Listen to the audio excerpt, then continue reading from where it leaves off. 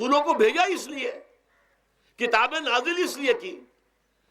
لقد ارسلنا رسلنا بالبینات، ہم اپنے رسولوں کو بھیجتے رہے معجزوں کے ساتھ، واضح نشانیوں کے ساتھ.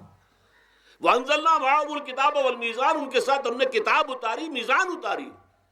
یہ سارا کچھ ہم نے کس لیے کیا؟ لیقوم الناس بالقسط، تاکہ لوگ عدل پر قائم ہوں. اب اگر تم نے اس عدل کے نظام کو چھوڑ کر اللہ کے دیے ہوئے نظام کو تج کر تم نے خود اپنا نظام بنا لیا، تو ظاہر بات ہے سرمایہ دار جب نظام بنائے گا تو وہ مزدور کے بارے میں نہیں سوچ سکتا. اسے تو اپنی مصلحتیں نظر آئیں گی، اس کے سامنے تو اپنا نفع ہوگا. جتنا زیادہ سے زیادہ نفع کما لو، جتنا ان مزدوروں کا خون نچوڑ سکوں نچوڑ لو. زمیندار نظام بنائے گا تو وہ بیچارے کاشتکار مزارع ہاری اس کی مصلحت نہیں دیکھ سکتا. وہ تو کہے گا مجھے اپنے بچوں کو انگلستان بھیجنا ہے تعلیم کے لیے، مجھے اپنے لیے جو ہے اسلام آباد میں بھی بنگلہ بنانا ہے اور پری میں بھی بنانا ہے، اور پھر مجھے تو ایئر کنڈیشن بنگلے چاہیے ہر جگہ پر. وہ تو اپنی مصلحت کو دیکھے گا. وہ غریب کے ساتھ کیا بیت رہی ہے جو دن رات کی محنت اور مشقت کر رہا ہے، جس نے ہل چلایا ہے، جس نے بیج ڈالا ہے، جس نے پانی دیا ہے، جس نے فصل کی دیکھ بھال کی ہے، جس نے پھر فصل کاٹی ہے. اس کے لیے تو بمشکل 2 وقت کا گزارا، وہ بھی بمشکل. اور اس کے علاوہ نہ اس کے بچے کے لیے علاج معالجے کی کوئی سہولت ہے، نہ اس کی اولاد کے لیے تعلیم کی کوئی کا بندوبست ہے. لیکن یہ کہ اسی کی محنت کے نتیجے میں عیش اڑا رہا ہے وہ زمیندار اور جاگیردار. ان کے محل ہیں، ایئر کنڈیشنڈ ہیں، ان کے بچے انگلستان اور امریکہ میں تعلیم حاصل کرتے ہیں. اب آگے بڑھ کر انہوں نے کارخانے دار بھی وہ بن گئے. وہی لوگ ہیں کہ جو اعلیٰ تعلیم حاصل وہ کرتے تھے وہی بیوروکریٹس بنتے ہیں، انہی میں بڑے بڑے افسر آئیں گے. عام آدمی جو ہے وہ تو شاذ نکل آتے ہیں. کچھ لوگ بہت ذہین بچے بھی ہوتے ہیں، غربا کے بچے بھی ہوتے ہیں، کبھی کبھی نکل آتے ہیں. لیکن وہ تو کوئی 1-2 دانے ہوں گے ایسے جو بہت ہی انتہائی طور پر غیر معمولی طور پر ذہین ہو. عام بچہ کہاں کرے گا، کیسے جائے گا؟ لہذا وہ پیچھے رہ جائے گا. وہ جونیئر کلرک ہوگا یا بہت تیر مارے گا سینئر کلرک ہو جائے گا، اپر گریڈ کلرک ہو جائے گا لوور گریڈ کلرک سے بڑھ کر. اللہ اللہ خیر صلی اللہ. یہ کمشنر کون ہوں گے، ڈپٹی کمشنر کون ہوں گے؟ یہ تو ظاہر بات ہے اسی. سیکریٹری کون ہوں گے؟ یہ 22 گریڈ والے کون ہوں گے، 21 گریڈ والے کون ہوں گے؟ ان کی اکثریت انہی لوگوں میں سے ہوگی. اس حوالے سے یہ جو غلطی، یہ جو دکھ ہے، یہ دکھ تمہارا اپنا پیدا کردہ ہے اور خود کردہ رہا. علاج نہیں، اس کا علاج اور کچھ نہیں ہے جب تک کہ تم خود اپنے طرز عمل کو نہیں بدلو گے. اب یہ جو دکھ ہے میں اس میں سے چند کو آپ کے سامنے گنوانا چاہتا ہوں. دیکھیے، سب سے پہلا دکھ جو دنیا میں انسان نے خود پیدا کیا سماجی سطح پر، یہ پیدائشی طور پر نیچ ہے اور یہ پیدائشی طور پر اونچا ہے. یہ مسلی ہے اور یہ سید ہے. ہمارے ہاں تو پھر بھی اللہ کا فضل ہے کہ اتنا زیادہ فرق و تفاوت نہیں. ہندوؤں میں یہ شودر ہے اور یہ برہمن ہے. علم حاصل کرنا برہمن کا حق ہے، شودر کا حق ہی نہیں ہے. اور شودر کے کان میں اگر اشلوک بھی پڑ جائے کہیں بغیر ارادے کے، کہیں جا رہا تھا اور کہیں گیتا کے اشلوک ہو رہے تھے، اس نے سن لیے، تو اس کی سزا کیا ہے؟ سیسا جو ہے اس کو پگھلا کر اور وہ اس کے کان میں ڈال دیا جائے تاکہ سماعت ہی ختم ہو جائے. دنیا میں یہ کس نے کیا بھائی؟ یہ خود انسان نے کیا. یہ ظلم انسان اپنے اوپر ڈھا رہا ہے. یہ اونچ نیچ اس نے خود بنائی ہے. ہمارے ہاں بھی ہے، اتنی نہیں ہے. مسلی کا کیا مقام ہے آپ کے معاشرے میں؟ سید کچھ بھی ہو، بدمعاش ہو، زانی ہو، سید ہے. اسے تو جھک کر اس کے گوڑے کو ہاتھ لگائیں گے. لیکن یہ کہ دوسرا شخص جو ہے مسلی، کتنا ہی نیک ہو، بھلا ہو، پارسا ہو، وہ برابر جو ہے چارپائی پر بھی بیٹھنے کا حقدار نہیں. یہ ساری اونچ نیچ ہم نے پیدا، اللہ نے نہیں کیا تھا. اللہ نے تو تمام انسانوں کو مساوی پیدا کیا. اللہ کے رسول یہ فرما کر گئے، لا فضل لعربی علی عجمی ولا لعجمی علی عربی ولا لأحمر علی اسود ولا لأسود علی احمر الا بالتقوی کلکم بنو آدم وآدم من تراب. دیکھو، کسی عرب کو کسی اجمی پر فضیلت نہیں ہے، کسی اجمی کو کسی عرب پر کوئی فضیلت نہیں ہے، کسی گورے کو کسی کالے پر فضیلت نہیں ہے، کسی کالے کو کسی گورے پر فضیلت نہیں ہے، الا بالتقوی. یہ اگر فضیلت ہے تقوی. کون خدا ترس زیادہ ہے؟ کس کے اخلاق زیادہ بلند ہیں، کون نیک اور پارسا زیادہ ہے، کون لوگوں کی خدمت زیادہ کرتا ہے، اس کے اعتبار سے درجہ بلند ہوگا۔ پیدائشی طور پر تمام انسان بالکل مساوی ہیں۔ پھر ہمارے معاشرے میں جو ظلم ہوتا ہے، دو طبقات ہیں جو حضرات سورہ نساء پڑھتے ہیں، اس میں سب سے پہلے دو طبقات جو کہ گرے ہوئے تھے اس معاشرے میں اور آج بھی گرے ہوئے ہیں، ایک یتیم اور ایک عورت۔ ان دونوں کے لیے ابتدائی سے سورہ نساء کے اندر جو ہے احکام آئے تو ان کے بارے میں آئے۔ یتیموں کو ان کا مال ہڑپ کر جانا، ان کو دھکے دینا۔ ارأیت الذی یکذب بالدین فذلک الذی یدعو الیتیم ولا یحض علی طعام المسکین۔ تم نے کبھی غور کیا اس شخص پر جو کہ جزا و سزا کا منکر ہے؟ وہی ہے کہ جو یتیم کو دھکے دیتا ہے۔ یتیموں پر ظلم ہوتا ہے، وہ آپ کے معاشرے میں پستے ہیں، پٹتے ہیں، ان کا کوئی والی وارث نہیں، ان کی طرف سے کوئی پوچھنے والا نہیں، کوئی بولنے والا نہیں۔ اور پھر یہ کہ اگر اس کا باپ کو مال چھوڑ گیا ہے تو وہ چچا کھا جائیں گے، کوئی اور ولی کھا جائیں گے، ختم کر دیں گے، ہڑپ کر جائیں گے۔ جس پر قرآن مجید کہتا ہے کہ ان الذین یاکلون اموال الیتامی ظلما انما یاکلون فی بطونہم نارا۔ یقیناً وہ لوگ جو یتیموں کا مال ناحق ہڑپ کرتے ہیں وہ اپنے پیٹوں میں آگ کے انگارے بھر رہے ہیں۔ وَسَيَصْلَوْنَ سَعِيرًا، اور یہاں تو دنیا میں جو آگ کے انگارے ہیں وہ محسوس نہیں ہو رہے، آخرت میں ایک طرف وہ آگ کے انگارے ظاہر ہو جائیں گے جو اندر سے جلائیں گے، اور ایک طرف جہنم کی آگ باہر سے جلائے گی۔ یہ دو طرفہ جلن جو ہے ان کو برداشت کرنی پڑے گی۔ ظاہر بات ہے یہ ہمارا اپنا کیا ہوا ہے، یہ اللہ کی طرف سے نہیں ہے، یہ ہم نے نظام غلط بنایا ہے، ہم نے اتوار اپنے برے کر لیے۔ اور دوسرا طبقہ خواتین کا، عورتوں کا۔ سب سے بڑا ظلم اس معاشرے میں کیا ہے؟ جو بچپن ہی سے احساسات کے اوپر ایک بوجھ بن جاتا ہے بچیوں کے، کہ بیٹے کو افضل سمجھتے ہیں، بیٹی کو جو ہے گھٹیا سمجھتے ہیں۔ اس قدر ناانصافی، اس قدر ناانصافی۔ اسی باپ کے نطفے سے بیٹا بھی ہے اور بیٹی بھی ہے، اسی ماں کے رحم میں بیٹے نے بھی پرورش پائی ہے، بیٹی نے بھی پرورش۔ بعضکم من بعض، قرآن کہتا ہے تم سب ایک دوسرے میں سے ہو، کوئی افضل نہیں، کوئی گھٹیا نہیں۔ اللہ تعالیٰ نے، اللہ کے نبی نے کسی بیٹے کی پرورش پر کوئی اجر و ثواب نہیں بتایا۔ ہاں، 2 یا 3 بیٹیوں کو پال پوس کر، تہذیب سکھا کر، پھر ان کی شادی کر کے ان کے گھروں میں پہنچا دیا، جنت کی ضمانت اللہ تعالیٰ دے رہا ہے۔ اور سب سے بڑی بات یہ کہ سب سے زیادہ محبوب انسان حبیب اللہ محمد ہے صلی اللہ علیہ وسلم، اور محمد کو اللہ نے بیٹے نہیں دیے، دیے بھی تو لے لیے، بیٹیاں دی، 4 بیٹیاں دی۔ اور کتنی محبت کرتے تھے محمد صلی اللہ علیہ وسلم کی بیٹیوں سے، خاص طور پر حضرت فاطمہ سے، وہ تو آپ سیرت میں پڑھیے کتنی محبت، کس قدر محبت۔ سب سے چھوٹی تھی شاید اس لیے۔ بہرحال پہلی بات تو یہ کہ بچپن ہی سے وہ دعویٰ پڑھنا شروع ہو جاتا ہے بچیوں کے ذہنوں پر کہ ہم کو گھٹیا ہیں، ہمارے بھائی بڑھیاں ہیں، ہمارے والدین جو ہیں ان سے زیادہ محبت کرتے ہیں، ہم سے نہیں کرتے۔ پھر شادی میں اکثر و بیشتر لڑکیوں کی مرضی کا کوئی خیال نہیں کیا جاتا۔ یہ ظلم ہے جو ہم کر رہے ہیں۔ لڑکی کی مرضی کے بغیر، اس کے اذن کے بغیر، اس کی اجازت کے بغیر کوئی شادی نہیں ہو سکتی۔ زبردستی وہ بھیڑ بکریاں نہیں ہے کہ جس کے ہاتھ چاہا آپ نے بیچ دیا۔ معاذ اللہ، ثم معاذ اللہ، ثم معاذ اللہ۔ یہ ضرور ہے کنواری بیٹی ہے تو اس سے صرف آپ نے پوچھا اور وہ خاموش رہی، بس یہ بھی کافی ہے۔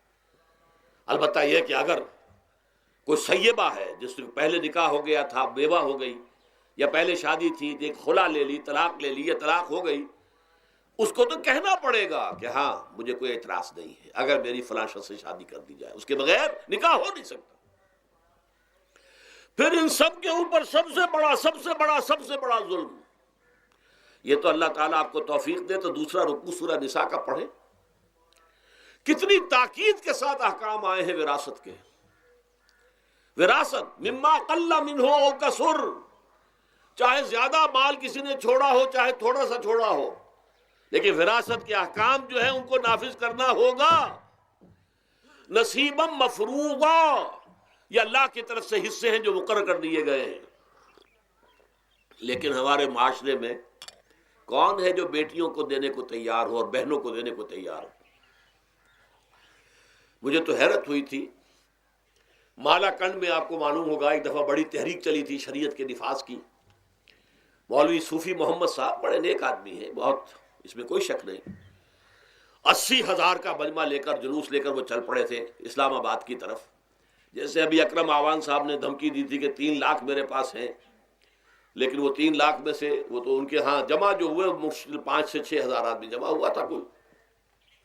لیکن یہ تو 80,000 کو مالا کنڈ سے لے کر اور دریا اٹک تک تو پہنچ گیا تھا. اللہ کا بندہ، 80,000 کا قافلہ وہاں روکا گیا. لیکن ان سے بھی جب میں نے جا کر بات کی کہ مولانا شریعت آپ نافذ کروانا چاہتے ہیں، لیکن کیا آپ بچیوں کو بھی وراثت کا حق دینے کو تیار ہیں؟ کیا نہیں، یہ تو رواج کا معاملہ ہے. میں نے کہا لا حول ولا قوت الا باللہ. اگر یہ رواج کا معاملہ ہے تو باقی چیزیں بھی رواج کی ہیں. پھر شریعت بدل چکی ہے، اب شریعت کا رواج نہیں رہا، ساری شریعت چھوڑ دیجیے آپ. لیکن ان کی نیکی کی بات ہے یہ کہ پہلے توجہ کبھی ان کی ادب نہیں ہوئی، لیکن میری یہ بات جو ہے ان کو لگ گئی ان کے دل کو. اگلی مرتبہ جب ان سے ملنے گیا تو انہوں نے کہا کہ اب میں نے بیعت لینی شروع کی ہے لوگوں سے کہ وہ اپنی بیٹیوں کو بھی حق دیں گے، وراثت کے اندر تقسیم کر کے دیں گے حصہ. لیکن یہ کہ اس وقت تک انہوں نے کہا تھا ابھی کل 28 آدمیوں نے بیعت کی ہے. وہ 80,000 سے بیعت یہ لینی آسان کام نہیں ہے. 80,000 کو جوش دلا کر شریعت کے نام پر لا کر ٹکرا دینا یہ آسان کام ہے، لیکن 80,000 سے یہ بیعت لینا کہ پورے شریعت پر عمل کریں گے یہ بہت مشکل ہے. یہی تو وجہ ہے ہمارا قافلہ اگر سست گام ہے تو کیوں ہے. ہم یہ کہتے ہیں کہ پہلے میدان میں آنے سے پہلے اپنی ذات پر، اپنے گھر میں دین نافذ کرو، پھر باہر نکلو. اپنی معاش اور اپنی معاشرت پر اسلامی شریعت نافذ کرو، پھر باہر آ کر اسلام کا نعرہ لگانے کا تمہیں حق پہنچتا ہے، ورنہ نہیں. اگر تمہاری اپنی ذات پر دین نافذ نہیں، چہرے پر 12 بجے ہوئے ہو، اللہ تعالیٰ کے نبی کی سنت کا کہیں آثار دور دور تک نظر نہ آ رہے ہو، روزانہ پھاوڑا چلا رہا ہو آدمی نبی کی سنت کے اوپر شیو کر رہا ہو، اور پھر وہ کہے میں اسلام چاہتا ہوں. بھائی اللہ کے بندے، پہلے ذرا یہ کمی پوری کر لے. اور اگر تیرے کاروبار میں کوئی حرام شے ہے، تیری معاش میں کوئی حرام شے ہے، کوئی سودی معاملہ کیا ہو، ختم کر اس کو. اللہ کے بندے، بینک کی سروس کر رہا ہے، چھوڑ اس کو. اگر یہ کام کر لو، بے پردگی اختیار کی ہوئی ہے. اللہ نے تو پردہ سکھایا ہے، اللہ کے نبی نے پردہ سکھایا ہے، شریعت اسلامی نے پردہ رکھا ہے. مردوں اور عورتوں کا اختلاط پسند نہیں ہے. اس پر عمل کرو، پھر آنا میدان میں، پھر دوسروں کی غلطی جو ہے بتانا اس کو کہ یہ تم غلط کر رہے ہو، مشرف تم یہ کر رہے ہو، غلط کر رہے ہو، فلاں تم یہ کر رہے ہو، غلط کر رہے ہو، نواز شریف تم یہ کر رہے ہو، غلط کر رہے ہو. لیکن یہ ہے کہ اس سے پہلے اپنے اوپر. اس لیے میں نے آپ کو بتا دیا وہ واقعہ کہ انہوں نے بتایا، بعد میں اور بھی آگے ہوں گے انشاءاللہ، مجھے امید ہے. لیکن جب میں ملا تھا تو انہوں نے کہا تھا ابھی صرف 28 آدمیوں نے بیعت کی. بہرحال عورتوں کا ایک حق ہے جو حضور نے بیان فرمایا اور قرآن مجید نے بیان کیا، عاشروہن بالمعروف. عورت کا اکرام ہو، بیٹی کی حیثیت سے بھی، بہن کی حیثیت سے بھی، بیوی کی حیثیت سے بھی، اور ماں کی حیثیت سے تو سمجھو کہ جنت جو ہے وہ ماں کے قدموں تلے ہے. الجنت تحت اقدام الامہات، فرمان ہے محمد رسول اللہ صلی اللہ علیہ وسلم کا. لہذا اکرام، عورت کا اکرام، عورت کی عزت، بیٹی کی حیثیت سے بھی، بہن کی حیثیت سے بھی، بیوی کی حیثیت سے بھی، اور ماں کی حیثیت سے بھی. عاشروہن بالمعروف، اپنی بیویوں کے ساتھ رہو بڑے طریقے پر، نیک طریقے پر، اچھے طریقے پر. حضور نے یہاں تک فرمایا خیارکم خیارکم لأہلیکم وانا خیرکم لأہلی.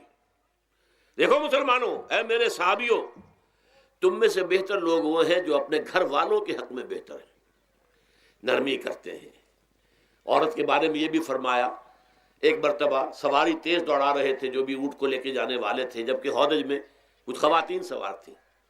حضور نے فرمایا دیکھو نا، یہ نگینے ہیں جو سوار ہیں، ان کو زیادہ دھکے نہ لگواؤ تیز تیز اونٹ چلا کر. ان کے ساتھ نرمی ہو، ان کے ساتھ نیکی کی جائے، ان کے احساسات کا خیال رکھا جائے، ان کے ساتھ زیادتی نہ ہو. مار پیٹ کا کیا سوال، معاذ اللہ ثم معاذ اللہ. ان کے ساتھ جو ہے عاشروہن بالمعروف، بھلے طریقے پر گزارا کرو. یہاں تک فرمایا ہو سکتا ہے کہ کسی وجہ سے تمہاری بیوی جو ہے تمہاری نگاہوں سے گر جائے، اب آپ کے دل میں اتنی محبت نہیں رہی. لیکن اللہ فرماتا ہے دیکھو ہو سکتا ہے کہ اس میں کوئی پہلو ایسا ہو، تلاش کرو، کوئی پہلو ایسا ہو بہتری کا کہ جس کی وجہ سے تلاش کر کے اس کو اپنی نگاہوں میں مرکوز کر لو، تاکہ اس کے تمہارے دل میں اس کے لیے محبت دوبارہ اثر نہ ہو. اس پہلو کی وجہ سے جو تمہاری نگاہ سے اوجھل تھا، وہ اچھائی اس میں ہے، سیرت کی اچھائی ہے. صورت بہت اچھی نہیں ہے، اللہ نے سیرت اچھی دے دی ہے. جو کچھ دیا، جو اچھائی ہے، جو بھلائی ہے، اس کو تلاش کرو اور نگاہ کو وہاں پر جماؤ تاکہ تم ان کے ساتھ اچھا سلوک کر سکو. اس سے آگے آئیے، معاشی میدان ہے سب سے زیادہ سخت اور سب سے زیادہ کٹھن اور سب سے زیادہ ظالمانہ نظام. اس میں سب سے بڑا ظلم جو ہمارے پاکستان میں ہے وہ یہ زمینداری، غیر حاضر زمینداری اور یہ جاگیرداری. محنت کرے کسان مزدور ہاری، عیش کرے جاگیردار زمیندار. یہ اس سے بڑا ظلم اور کوئی نہیں ہو سکتا. اور چونکہ ہماری معیشت بنیادی طور پر زرعی معیشت ہے، ہمارا تو زیادہ تر جو آبادی کا طبقہ ہے وہ کاشتکار ہے، لہذا سب سے بڑا ظلم جو ہو رہا ہے وہ در حقیقت یہ زمینداری، غیر حاضر زمینداری اور جاگیرداری. اب اس میں سمجھ لیجئے اس بات کو اچھی طرح، کتنا بڑا ظلم ہے. ایک شخص خود شہر میں رہ رہا ہے، لاہور میں، ساری سہولتیں اسے حاصل ہیں. کتنی سہولت ہوتی ہے، ٹوٹی کھولی اور پانی آ رہا ہے. دیہات میں جا کے بیچارے کاشتکار کو وہاں ہو سکتا ہے کہیں سے دور سے پانی کھینچ کر لانا پڑتا ہو کسی کنویں سے. کہاں اسے یہ سہولت ہے کہ ٹوٹی کا کان مروڑا اور پانی حاضر. کہاں یہ سہولت ہے کہ بجلی کا بٹن اوپر سے نیچے کیا اور بقع روشن ہو گیا. یہ ساری سہولتیں بھی لے رہا ہے اور وہ تنخواہ بھی لے رہا ہے کوئی، یا کوئی کاروبار بھی کر رہا ہے، اور ایک زمین اس کے پاس ہے، فلاں ضلع میں میرا رقبہ ہے، اس رقبے پر جو کاشت کر رہا ہے آ کر اس کی کمائی میں سے، اس کی فصل میں سے آدھا بٹا کر لے جاتا ہے. کیا حق پہنچتا ہے اسے؟ یہ مزارعت جو ہمارے ہاں جس کو جائز قرار دے دیا گیا، یہ دور ملوکیت میں جائز قرار دیا گیا. بادشاہت جو ہے وہ چلتی تھی، جیسے آپ نے کن کھجورا دیکھا ہے نا، اس کے بہت سی ٹانگیں ہوتی ہیں. کن کھجورے کی کتنے پاؤں ہوتے ہیں؟ سینکڑوں. ایسے بادشاہوں کے یہ پاؤں ہوتے تھے. جاگیردار 3000 منصبدار، 5000 منصبدار، 20,000 منصبدار، 30,000 منصبدار، یہ جاگیردار. بڑے بڑے علاقے ان کے پاس ہیں. اب ظاہر بات ہے کہ وہ خود تو کاشت نہیں کر سکتے نا، انہیں تو مزارع چاہیے. لہذا مزارعت کے جائز ہونے کا فتویٰ دیا گیا. جب اسلام میں بادشاہت آ گئی، ملوکیت آ گئی اور جاگیرداری آ گئی، جو ملوکیت کے پاؤں ہیں وہ کنسلے کی طرح، کن کھجورے کی طرح اس کے پاؤں ہیں، تو وہ تو جاگیردار ہے. یہ ہے جس کی وجہ سے امام ابو حنیفہ نے کہا مزارعت حرام ہے، جس کی زمین ہے وہ کاشت کرے.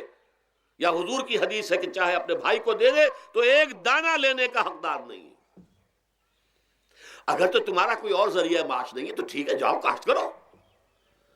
تمہارا کوئی اور ذریعہ معاش ہے، تمہارا کاروبار ہے، تمہاری دکان چل رہی ہے، تم ملازمت میں ہو، تمہیں تنخواہیں مل رہی ہیں، تمہارا پروویڈنٹ فنڈ بھی جمع ہو رہا ہے، تمہیں تو تمہارے ریٹائرمنٹ کے بعد وہ پینشن بھی مل جائے گی، اور اس کے ساتھ ساتھ تم نے یہ ظلم روا رکھا ہوا.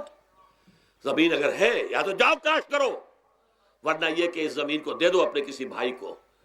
ملکیت تمہاری رہے گی، کاشت وہ کرے گا تو جو فصل ہوگی اس کی برداشت بھی وہی کرے گا، وہی لے کر جائے گا. یہ فتویٰ ہے امام اعظم امام ابو حنیفہ رحمۃ اللہ علیہ کا. یہی فتویٰ ہے امام مالک، امام دار الحجرہ، امام مدینہ، امام مالک رحمۃ اللہ علیہ کا. دونوں کا فتویٰ یہ ہے. اور عظیم ترین یہی دو ہیں، اولین بھی یہی دو ہیں، عظیم ترین بھی یہی دو ہیں. امام شافعی بھی شاگرد ہیں امام مالک کے، امام احمد ابن حنبل شاگرد ہیں امام شافعی کے. ٹاپ پر کون ہے؟ امام ابو حنیفہ، ان کے شاگردوں میں قاضی ابو یوسف اور امام محمد، امام ظفر. ادھر امام مالک، ان کے شاگردوں میں پھر امام شافعی، پھر ان کے شاگرد امام احمد ابن حنبل. ٹاپ پر دونوں یہ کہہ رہے ہیں کہ حرام، مزارعت حرام، جس کی زمین ہے خود کاشت کرے. یا یہ ہے کہ خود کاشت نہیں کر سکتا تو اپنے بھائی کو دے دے، بس ٹھیک ہے، اس میں سے کوئی حصہ لینے کا وہ حقدار نہیں ہے. جو محنت کرے، جو خون پسینہ اپنا لگائے، وہی اس سے ساری جو ہے آمدنی اس کو حاصل ہونی چاہیے۔ یہ مجھے حال ہی میں، یہ آپ کے علم میں ہونا چاہیے، یہ فتویٰ دیا ہے قاضی ابو یوسف اور امام محمد نے کہ مزارعت حلال ہے، جائز ہے۔ شرطیں لگائی انہوں نے کہ بیج بھی زمیندار دے، کوئی جانور وغیرہ ہے تو وہ بھی زمیندار کا ہو، اگر کوئی ٹریکٹر ہے تو اس کی بھی پیمنٹ جو ہے زمیندار کرے۔ یہ ہے شرطیں، یعنی اس کا کوشش کی ہے کہ اس جاگیرداری کا ڈنک جو ہے کم ہو جائے، اس مزارعت کے اندر جو مضرت ہے وہ کم ہو جائے، لیکن یہ کہ اصلاً اسے جائز قرار دے دیا۔ ہمارے ہاں کون شرطوں کو کون دیکھتا ہے، آداب کو کون دیکھتا ہے، قواعد و ضوابط کو کون، ہنیئن وریا، جیسے کہ ماں کا دودھ پیتے ہیں ایسے ہی یہ مزارعت کی جو آمدنی ہے اس کو کھا رہے ہیں۔ حرام ہے، حرام ہے، حرام ہے۔ حال ہی میں ابھی ملاقات ہوئی میری مولانا زاہد الراشدی صاحب، آپ کے بہت قریب گجرانوالے میں، جو اس کی سب سے بڑی مسجد ہے، اس کے خطیب ہیں۔ انہوں نے بتایا ملا علی قاری نے بھی یہ لکھا، جو بہت بعد کے حنفی جو ہے وہ فقیہ ہیں، کہ دلائل تو وہی ہیں جو امام ابو حنیفہ نے دیے ہیں، دلائل تو ان کے ساتھ ہیں، لیکن مصلحت ہے جو جس کے تحت یہ فتویٰ دیا گیا۔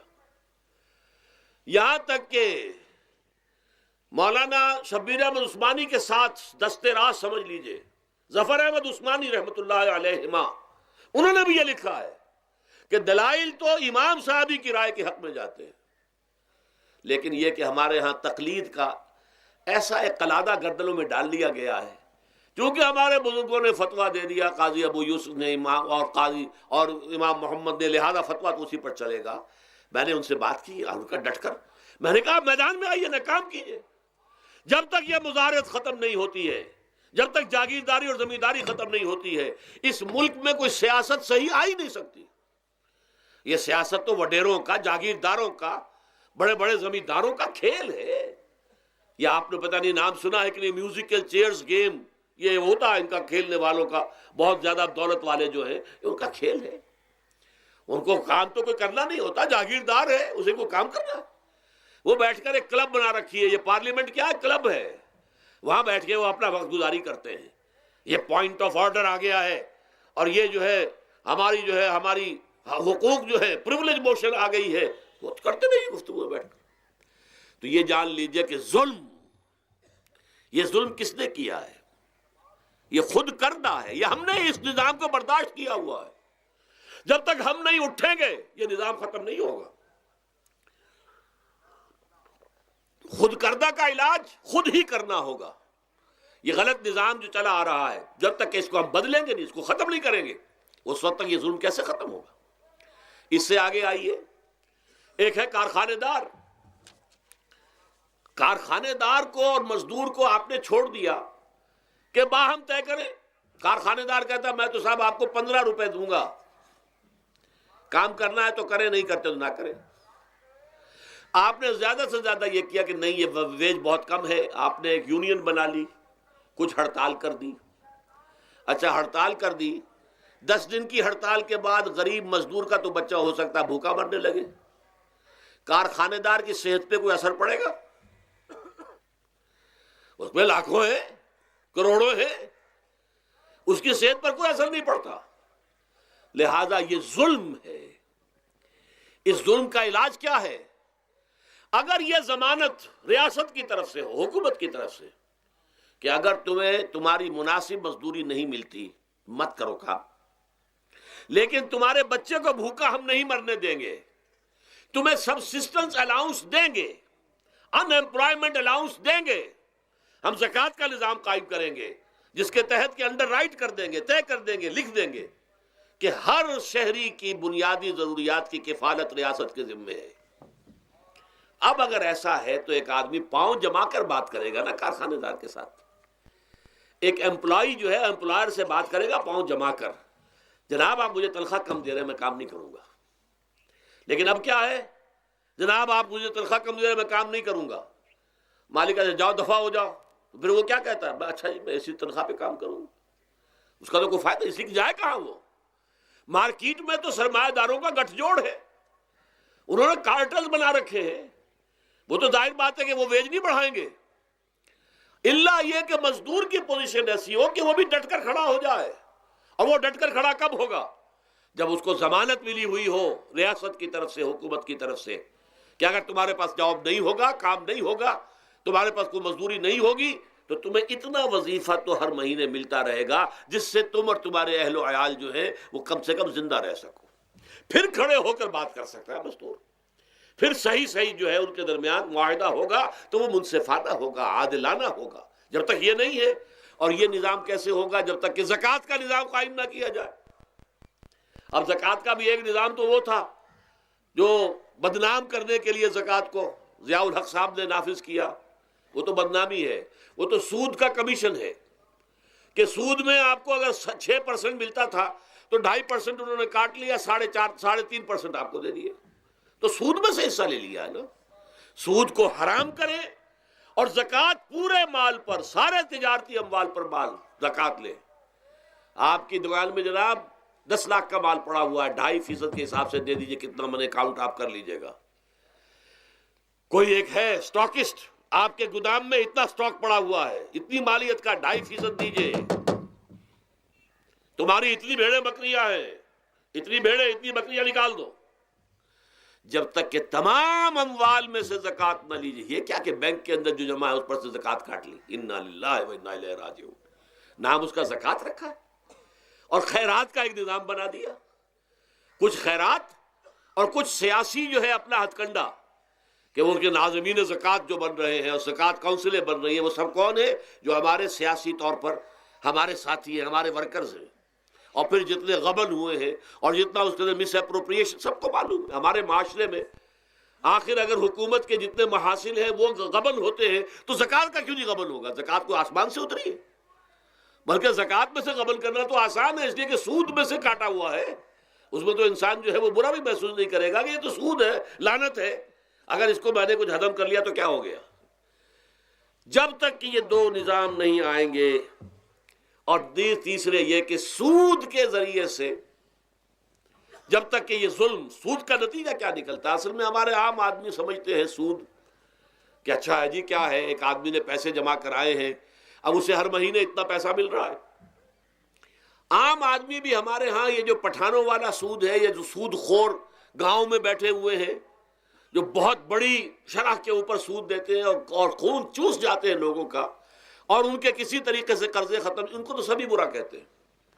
کوئی ایک آدمی بھی آپ کو نہیں ملے گا کہ جن کے لیے کلمہ خیر کہے، ان کے لیے کسی نرمی کا یا ان کے لیے کسی بھی آسانی کا کوئی مطالبہ کرے۔ البتہ یہ جو بڑا سود ہے، بینک کا سود، کاروباری سود، اس کی شناخت لوگوں پر واضح نہیں ہے۔ یہ ایک بہت بڑے پیمانے پر یہ برائی جو ہے آپ کو انڈیویجول پر نہیں نظر آ رہی۔ انڈیویجول تو بظاہر سمجھتا ہے ایک فرد، بھائی ٹھیک ہے، مجھے دکان کے لیے مجھے قرض چاہیے تھا، مجھے قرض مل گیا، میں اپنا کاروبار کر رہا ہوں، تو میں جو کمائی کر رہا ہوں اس میں سے بینک کو بھی حصہ دے رہا ہوں اپنا، اس کا سود کا، اس میں کیا خرابی ہو گئی؟ اس کی خرابی سمجھ میں آتی جب آپ کو معلوم ہو اسی سود کے ذریعے سے دنیا میں اس وقت ایک چھوٹی سی اقلیت ہے، کل 1 کروڑ یا 1.25 کروڑ یہودی، اور پوری دنیا کی دولت کے اوپر قابض ہو کر بیٹھ گئے۔ یہ سارا وہ بینکنگ نظام جو یہودیوں نے بنایا، یہ IMF ورلڈ بینک جس کے ہم اس وقت غلام بن کر رہ گئے۔ ہمارا چیف مارشل ایڈمنسٹریٹر اسے کہیں یا چیف ایگزیکٹو کہیں، ہمارا تو حکمران ہے، ہمارا بادشاہ ہے اس وقت، اور وہ بادشاہ سلامت کہتے ہیں کہ یہ IMF اور ورلڈ بینک کے لوگوں کے گوڈے ہمیں پکڑنے پڑتے ہیں، گوڈے گٹے، کیوں؟ ہم غلام ہیں ان کے، اور ہم جکڑے ہوئے اس سود کے اندر۔ پوری دنیا کو یہودی سود خوروں نے در حقیقت اپنے شکنجے میں جو جکڑا ہے، جس طریقے سے کہ ان کو اپنے اندر ایک اپنے پورے ہتھ کنڈوں کے اندر جو باندھ کے رکھ دیا ہے، یہ سود کے ذریعے سے۔ اور اس کا نتیجہ کیا نکلتا ہے؟ دیکھیے، امریکہ میں کہتے ہیں بڑی جمہوریت ہے، لوگ ووٹ دیتے ہیں، لیکن حقیقت اگر لوگ جانتے ہوں کہ دیو استبداد جمہوری قبا میں پائے کوب، تو سمجھتا ہے یہ آزادی کی ہے نیلم پری؟ ہم نے خود شاہی کو پہنایا ہے جمہوری لباس، جب ذرا آدم ہوا ہے خود شناس و خود نگر۔ اب امریکہ میں اصل میں کیا ہے؟ امریکہ میں کیپٹلسٹ کا نظام ہے۔ یہ حکومت کس کی ہے؟ سرمایہ داروں کی ہے۔ جو کروڑ پتی نہ ہو وہ الیکشن نہیں لڑ سکتا، اور کروڑ پتی جو ہے اپنے پیسے کی بدولت وہ صحافیوں کو خرید لے گا، ٹیلی ویژن چینلز خرید لے گا، وہ لوگوں کے ذہنوں پر چھا جائے گا، آ جائے گا۔ یہ گورنمنٹ آف دی کیپٹلسٹ ہے، ناٹ عوام۔ یہ دھوکہ ہے، فریب ہے سرمایہ داروں کا۔ وہاں وہ جاگیردار اس طرح کے نہیں ہیں، سرمایہ دار ہیں۔ وہاں جاگیرداری کی وہ حیثیت نہیں رہی، اس لیے کہ ان کے تحت آدمی نہیں ہوتے۔ وہ تو اگر بڑے بڑے رینچ ہیں، بڑے بڑے اگر فارم ہیں، تو وہاں بھی آپ کو معلوم ہے کہ چونکہ مشینوں کے ذریعے سے بوائی بھی ہو رہی ہے اور ہل بھی چل رہا ہے مشینوں سے، بوائی بھی مشینوں سے، کٹائی بھی مشینوں سے، تو زیادہ انسان کی ضرورت ہی نہیں رہی۔ لہذا وہ سیاسی نظام وہ نہیں ہے جو یہاں کا ہے، لیکن وہ زمیندار بھی وہاں کا کیپٹلسٹ ہے، نظام کیپٹلسٹ کا ہے۔ تو در حقیقت یہ ڈیموکریسی جو ہے، اس سے جو کہتے ہیں government of the people by for the people, نہیں، گورنمنٹ آف دی کیپٹلسٹ، سرمایہ دار کی حکومت ہے۔ اور سرمایہ دار جو ہے اس نے اپنی کلب بنائی ہوئی ہے، بیٹھا ہے، پارلیمنٹ ہے، یہ کانگریس ہے، یہ سینٹ ہے، یہ سرمایہ داروں کی کلب ہے۔ باقی عوام کے لیے وہاں کیا ہے؟ واقعہ یہ ہے کہ عام آدمی امریکہ کا بھی یہ ضرور ہے کہ بنیادی ضرورتیں محنت کر کے، خون پسینہ ایک کر کے اپنی وہ حاصل کر لیتا ہے، لیکن بہت نچلی سطح پر ہے۔ عام آدمی وہاں بھی بہت نچلی سطح پر ہے، اور ایسے لوگ ہیں معدود گنتی والے جو 50 بلین کا ایک چیک لکھ سکتے ہیں، وہ سب یہودی ہیں۔ House of Rothschilds, house of Goldsmiths, یہ سٹی بینک جو یہاں بھی آ گیا ہے اپنی ساری گندگیاں پھیلانے کے لیے، سٹی ہاؤسز اور سٹی کار، یہ کیا ہے؟ یہ جکڑ لینا ہے آپ کو۔ آپ کو ذرا سا دھوکہ دیا، جاؤ جی لے لیجئے، کوٹھی لے لیجئے، ہم آپ کو قرض دیتے ہیں۔ آپ پھول گئے، اتنی بڑی کوٹھی کا میں مالک ہو گیا۔ اب جب اس کا قرض دینے کا چکانے کا معلوم ہوا کہ میں تو غلام ہو کر رہ گیا ہوں، جو کماؤں وہ سارا کا سارا ان کی قسط کے اندر چلا جائے گا، اور اگر خدا نہ خواستہ کہیں ڈیفالٹ کر گیا تو جتنا میں نے دیا تھا وہ بھی ہضم، اور مکان وہ ضبط کر کے اور نیلام کر دیں گے۔ اللہ اللہ خیر صلی اللہ۔ لیکن وقتی طور پر ذرا سا دھوکہ جو ہو جاتا ہو، دیکھو اتنی بڑی کوٹھی کا میں مالک ہو گیا، دیکھو اتنی لمبی کار میرے پاس آ گئی، دیکھو فلاں شے میں نے حاصل کر لی، لیکن اس کا نتیجہ جو نکلتا ہے وہ تو وہاں والوں سے پوچھئے، جس طریقے سے کہ وہ غلام بن کر رہ جاتے ہیں، وہ مزدور بن کر رہ جاتے ہیں۔ جیسے بھٹوں میں آپ نے دیکھا ہے، بھٹوں میں جو مزدور ہوتے ہیں وہ بکے ہوئے ہوتے ہیں، وہ غلاموں کی طرح ہوتے ہیں، ان کو بلکہ لوگ ایک دوسرے سے خرید کر لے کر جاتے ہیں۔ ایک بھٹے والا آتا ہے اور دوسرے بھٹے کی جو مزدور جو غلام ہے ان کو وہ وہاں کی پیمنٹ کر کے اور لے جاتا ہے، وہ بالکل ان کے سرس کی طرح ہے، ان کے غلاموں کی طرح ہے۔ یہ ساری جو میں نے آپ کے سامنے گنوائی ہیں، یہ در حقیقت نوع انسانی کو جو تقسیم کیا گیا، انگریزی میں آپ کہتے ہیں ہیوز اور ہیو ناٹس، قرآن نے اس کے لیے کیا لفظ استعمال کیا؟ محرومین اور مترفین۔ اور ان مترفین کی وجہ سے اللہ کا عذاب آتا رہا دنیا میں۔ ان کے گلچھرے ابھی بسنت منائی، کس نے منائی؟ یہ لکھپتی کروڑ پتی ہیں، انہوں نے عیش کیے ہیں، راتوں کو نیند حرام کی ہے لوگوں کی، یہ بسنت منا رہے ہیں۔ کیا ہو رہا ہے؟ در حقیقت یہ وہی ہے مترفین۔ سورہ بنی اسرائیل میں فرمایا جب ہم یہ فیصلہ کر لیتے ہیں وَإِذَا أَرَدْنَا أَن نُهْلِكَ قَرْيَةً أَمَرْنَا مُتْرَفِيهَا فَفَسَقُوا فِيهَا فَحَقَّ عَلَيْهَا الْقَوْلُ فَدَمَّرْنَاهَا تَدْمِيرًا۔ جب ہمارا فیصلہ ہوتا ہے کہ کسی بستی کو، کسی علاقے کے لوگوں کو ہلاک کر دیں، تو مترفین جو ہیں، دولت مند لوگوں کو ہم حکم دے دیتے ہیں، آزادی دے دیتے ہیں، ان کی لگام ڈھیلی کر دیتے ہیں، اس میں فسق و فجور کا بازار گرم کر دیتے ہیں، اور جب پورا فسق و فجور کا بازار گرم ہو جاتا ہے اچانک ہماری پکڑ آتی ہے، دمرناہا تدمیرا، ہم اس کو پٹخ کر رکھ دیتے ہیں، ٹکڑے ٹکڑے کر دیتے ہیں۔ یہ مترفین، اور دوسری طرف محرومین، اسی طریقے سے مستضعفین اور مستکبرین۔ ایک طرف مستکبرین ہے، ہاٹی پیپل، جو کہ پارلیمنٹ میں جاتے ہیں، جو جاتے ہیں سینٹ کے اندر بیٹھتے ہیں، جن کا ایک طبقہ ہے، وہ ایک علیحدہ ہی ہے، ان کی سوسائٹی علیحدہ ہے، ان کے تہوار علیحدہ ہیں۔ نیو ایئرز نائٹ پر جو کچھ یہ کرتے ہیں بدماشیاں، اس کا ذرا سا آپ کو اندازہ بہرحال دیہات کے رہنے والوں کو نہیں ہے۔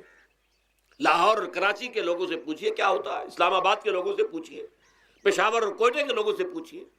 یہ سب در حقیقت مستضعفین ایک طرف، مستکبرین دوسری طرف، محرومین ایک طرف اور مترفین ایک طرف، یہ سوسائٹی کو تقسیم کر کے، اور پھر تقسیم کرو اور راج کرو، ڈیوائیڈ اینڈ رول۔ یہ آپس میں ٹکرائیں گے، آپس میں لڑیں گے، تم ان سب کے اوپر حکومت کرو۔ اب ظاہر بات ہے کہ اس کا علاج میں نے عرض کیا تھا نا کہ پہلے قسم کے دکھ تو وہ ہیں جو من جانب اللہ آتے ہیں، اس کا تو سوائے برداشت کے کوئی مادہ نہیں، کوئی اس کا اور ہمارے پاس چارہ نہیں، لیکن برداشت کا حوصلہ بڑھانے کے لیے وہ ساری باتیں ایمان کے ذریعے سے ہمیں ملتی ہیں۔ لیکن یہ جو خود کردہ ہے، اپنے غلط نظام کی وجہ سے جو دکھ ہم نے پھیلا رکھا ہے، جو محرومی پھیلا رکھی ہے، جو بھوک پھیلا رکھی ہے، جو لوگوں پر ظلم کا جو ہے بازار گرم ہو رہا ہے، چاہے وہ سماجی سطح پر ہے، گھروں میں ہے، چاہے بازاروں میں ہے، چاہے مارکیٹوں میں ہے، چاہے کھیتوں میں ہے، چاہے کارخانوں میں ہے، یہ سب ہمارے غلط نظام کا نتیجہ ہے، یہ اللہ کی طرف سے نہیں ہے۔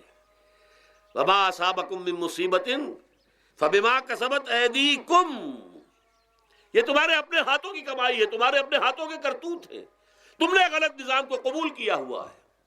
اب اس کا علاج کیا ہوگا؟ اب علاج ایسے ہوگا جد و جہد کے ذریعے سے اس نظام کو ختم کیا جائے۔ اس لیے کہ یہ تو میں نے آپ کے سامنے بیماری کا بیان کر دیا ہے، علاج کیا ہے انشاءاللہ اس کے بارے میں گفتگو جو ہے وہ پرسوں ہوگی 11 بجے دن۔ اقول قولی ھذا واستغفر اللہ لی ولکم ولسائر المسلمین والمسلمات۔